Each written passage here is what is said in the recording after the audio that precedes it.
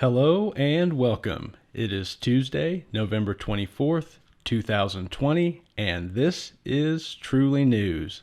I am your host, Jason Van Sickle. As we begin this new day, let's start by increasing your knowledge and expanding your insights with a review of today's news. As always, we begin with a look at the top stories from around the country, and here are the stories that are leading the news today. GSA acknowledges Biden's win, Biden continues building team, and air travel sees busiest weekend. On Monday, the General Service Administration recognized Biden as the winner of the presidential race nearly 3 weeks after the election. The GSA is the government organization that helps to manage and support the functioning of government agencies, and it is responsible for funding and coordinating transitions of power for new administrations. The acknowledgement of Biden's win clears the way for his team to receive millions in funding, and it begins the process of communications between Biden and government organizations. In other headlines, Biden has announced more members of his administration. His picks are focused on choosing people with a lot of experience. His most recent choice is Janet Yellen, who will be the new Treasury Secretary. Yellen is seen as very qualified to run the Treasury Department given her past role as the chair of the Federal Reserve. Her experience will be needed as the United States works to counter the economic impact of COVID, deal with increasing debt, and face a potential recession. Finally, in other major news, despite the recent record levels of COVID cases, people are again choosing to travel. As the country approaches the Thanksgiving holiday, U.S. airports saw their busiest weekend of travel since March. Over 3 million travelers boarded flights this weekend, which is the most air travel seen since the first lockdowns. And that is your top news for today. And now, in our look beyond the main headlines, let's begin with the latest advances in science, technology, and space exploration. In science news, was Goliath 7 foot 10 inches tall, or was that a metaphor? According to a report in Science News, archaeological discoveries point to the height of the biblical Goliath from David and Goliath as a likely metaphor for an ancient city's defenses.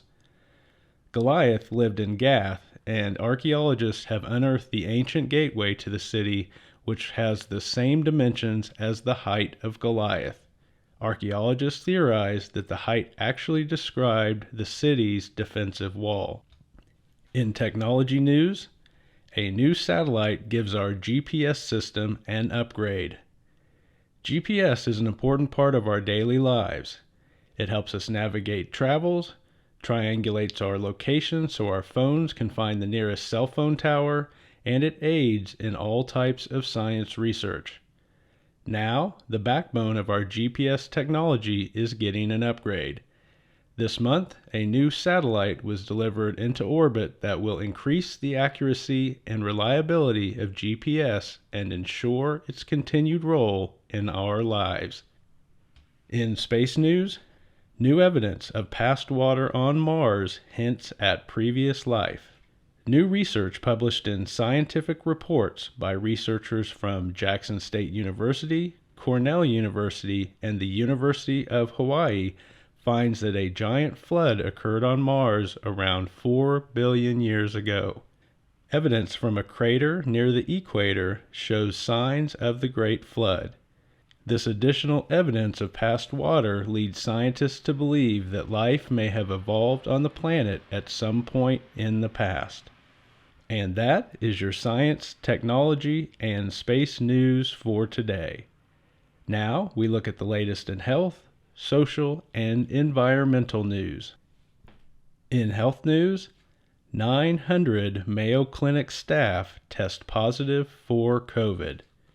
As COVID surges across the country, the newest threat is the overwhelming of hospitals. As we reported yesterday, the last 2 weeks have seen daily records in the number of new hospitalizations due to COVID. In a reminder of how hard the virus can hit hospital staff, the Mayo Clinic has reported that over 900 clinic staff throughout their Midwest locations tested positive over the last 2 weeks. In social news, inmates are at increased risk of catching COVID. A study in the journal Victims and Offenders from researchers at Rutgers, Cleveland State University, and Sam Houston State shows that U.S. jail and prison populations are vulnerable to COVID. The research shows that inmates are 3 times more likely to die from COVID than the general population. The main cause is a fragmented federal approach when it comes to dealing with the health crisis. In environmental news, the Amazon may be able to weather climate change. A new report published by University of Oregon researchers in the journal Global Change Biology suggests that conservation efforts in the Amazon may help the region deal with climate change.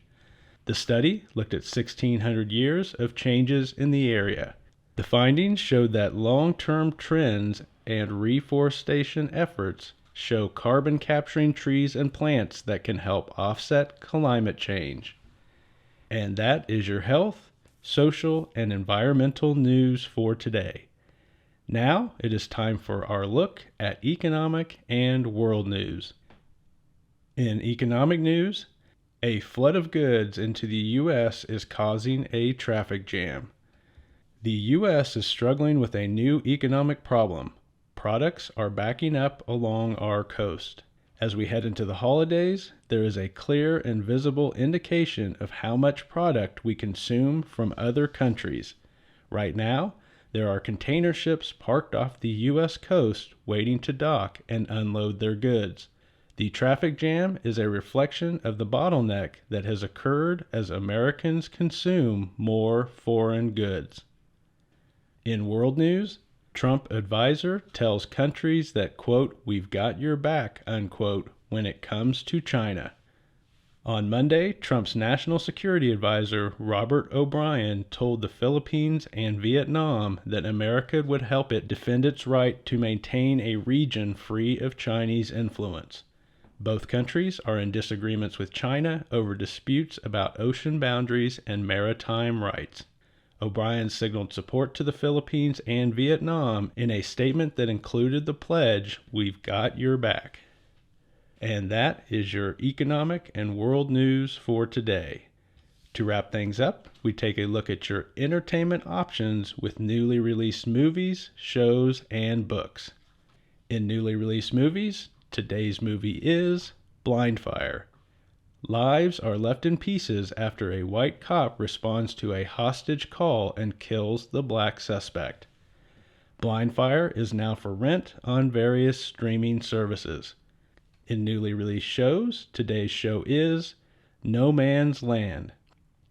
A young Frenchman searches for his presumed-to-be-dead sister in Syria. No Man's Land is now showing on Hulu. Finally, in entertainment news, our newly published book is First Principles by Thomas E. Ricks. The Pulitzer Prize-winning journalist explains the influence of the ancient Greeks and Romans on the thinking of Americans' founding fathers. This book is presently number 4 on the New York Times nonfiction bestseller list. And that is your entertainment news for today.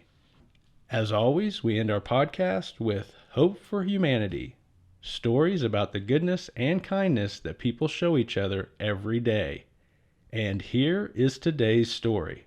From Albuquerque, New Mexico, a college student honors her grandmother. This year has been difficult for Paris McKenzie, who is a student at the University of New Mexico. Like everyone else, her year has been upset by COVID, and like other students, this has meant a lot of uncertainty with classes and life. Unfortunately, Paris also found out that her grandmother has cancer.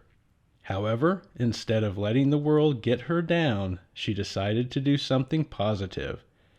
In honor of her grandmother, who is 68 years old, and to help lift the spirits of everyone in her family, she set out to do 68 acts of kindness. acts that she shared with family and friends through social media. And that is your news for November 24th, 2020. Have a wonderful day.